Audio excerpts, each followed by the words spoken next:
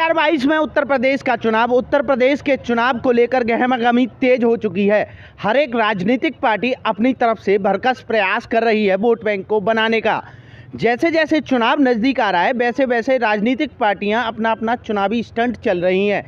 इसी पर हम बात करेंगे। हम जनता के साथ लगातार हमारा प्रोग्राम जारी है चुनावी चर्चा, और चुनावी चर्चा में आज हमारे साथ कुछ लोग मौजूद हैं। उनसे बात करेंगे और उनसे जानेंगे कि योगी सरकार का कार्यकाल आज तक का कैसा रहा।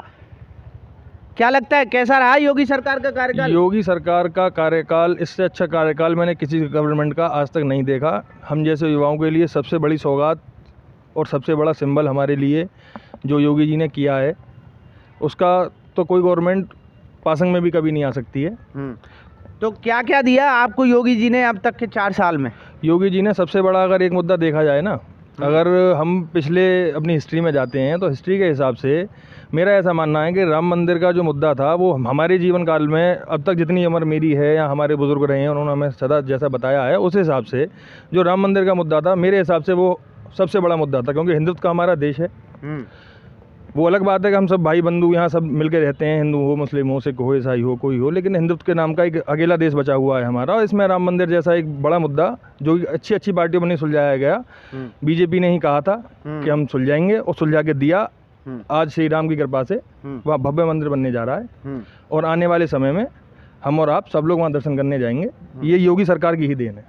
और क्या क्या दिया योगी सरकार ने? और योगी सरकार ने बताओ इससे बड़ा और क्या चीज़ होगा। सपा है, बसपा है और अन्य राजनीतिक पार्टियां हैं हमारे देश में, हमारे प्रदेश में।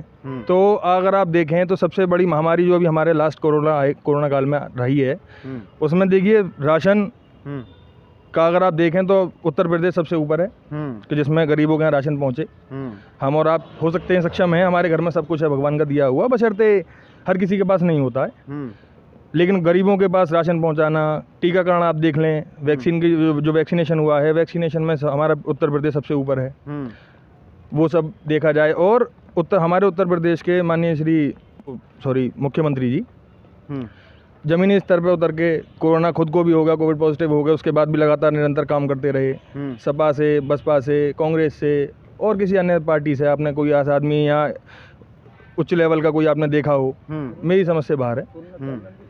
कोरोना काल में खुद के पिताजी भी खत्म हो गए, उसके बाद भी वो पिताजी का दाह संस्कार करा नहीं करा, गए नहीं वहाँ और पब्लिक के साथ जुड़े रहे, लोगों की सेवा में लगे रहे, प्रदेश की सेवा में मतलब उन्होंने सर्वप्रथम अपने कार्य को प्राथमिकता दी और उन्होंने सारी चीज़ों को अलग हटा के कोरोना काल में जनता के साथ आके खड़े हुए। बिल्कुल। अच्छा, जिस तरह से बसपा लगातार कभी ब्राह्मण सम्मेलन करती है तो कभी ठाकुर सम्मेलन करती है, क्या बसपा 2007 के जो आंकड़े थे उनको बसपा सम्मेलन, ब्राह्मण सम्मेलन और ठाकुर सम्मेलन करके क्या उनको वापस दोहरा पाएगी? आप जिस बसपा की बात कर रहे हैं वो वही बसपा है ना कि तिलक तराजू और तलवार इनमें मारो जूते 4। हाँ, ये वही बसपा की बात आप कर रहे हैं ना।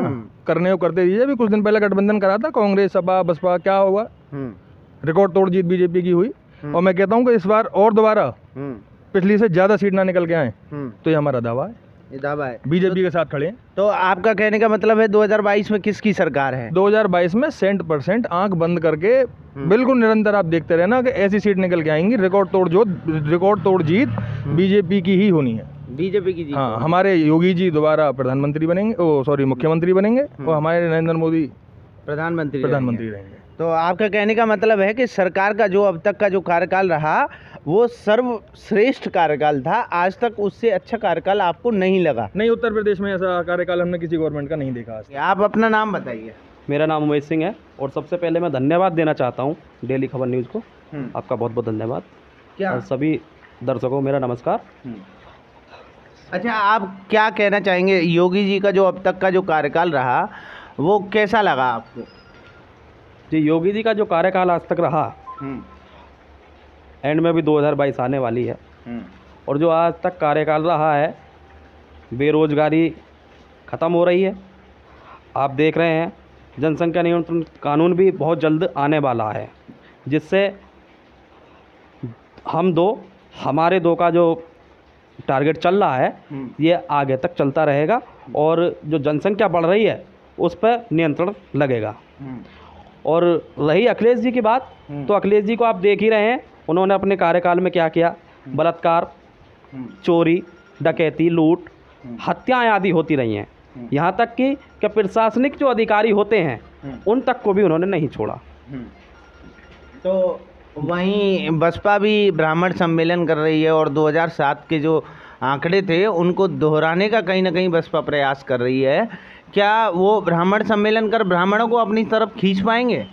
देखिए, ब्राह्मण खुद समझदार हैं। मायावती जी जो भी कार्य कर रही है सिर्फ ब्राह्मणों को लुभाने का कार्य कर रही हैं। 2022 में किसकी सरकार लग रही है? 2022 में मैं दावे के साथ कहता हूँ 2022 में योगी जी ही पूर्ण बहुमत के साथ मुख्यमंत्री दोबारा बनेंगे।